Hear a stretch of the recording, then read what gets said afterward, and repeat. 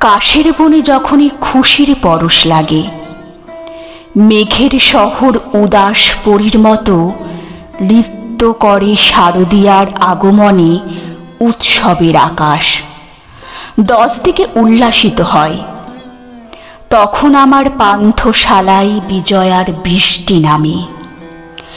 দলে দলে ঢাকের তালে কোমর দুলিয়ে সবাই তোমাকে নিতে আসে, আর আমি ভিখারির মতো দুমুঠো ভাতের জোগাড়ে তোমাকে বিক্রি করে দিই। এ যেন মৃত্যুর মতো অনিবার্য বিদায়। আমার 1 বছরের শিশু মেয়ে পরিণত সাজে দূর দেশে চলে যায়। আমার কুমোরটুলির ছোট্ট উঠানে মন খারাপের বর্ষা নামে। গর্ভে নয়, গর্ভে নয়, আমি তোমাকে গড়েছি আমার এই শক্ত 2 হাতে। আমি যেন তোমার পুরুষ মা, কঠিন কাঠামোই মাটির প্রলেপে। আমার অজান্তেই তুমি ক্রমশ মৃন্ময়ী হয়ে ওঠো।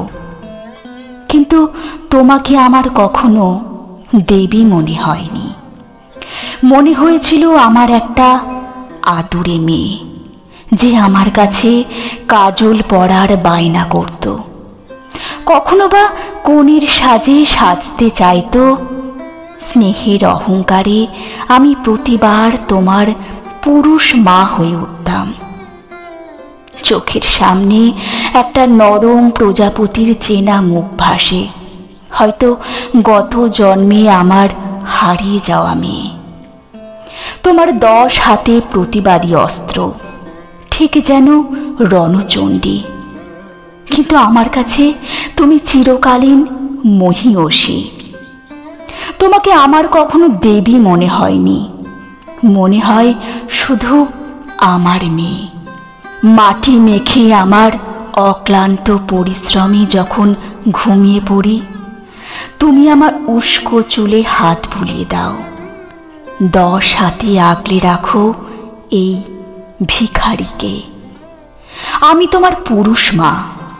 আমার ছোট্ট কুমোরটুলিতে বছরের পর বছর তোমাকে লালন করেছি। পরন্তু বৃষ্টি যখন আমার ভেজা উঠোন নিকিয়ে দেয়, আমি স্পষ্ট দেখতে পাই মণ্ডপের আলপনায় তুমি জোনাকির মতো হাসো। তখন আমার সব দুঃখ বিরহ ভুলে আবার নতুন কাঠামো গড়তে বসি আমার মৃন্ময়ী কন্যাকে। প্রহর গুনতে গুনতে আমি আবার তোমার পুরুষ মা হয়ে উঠি।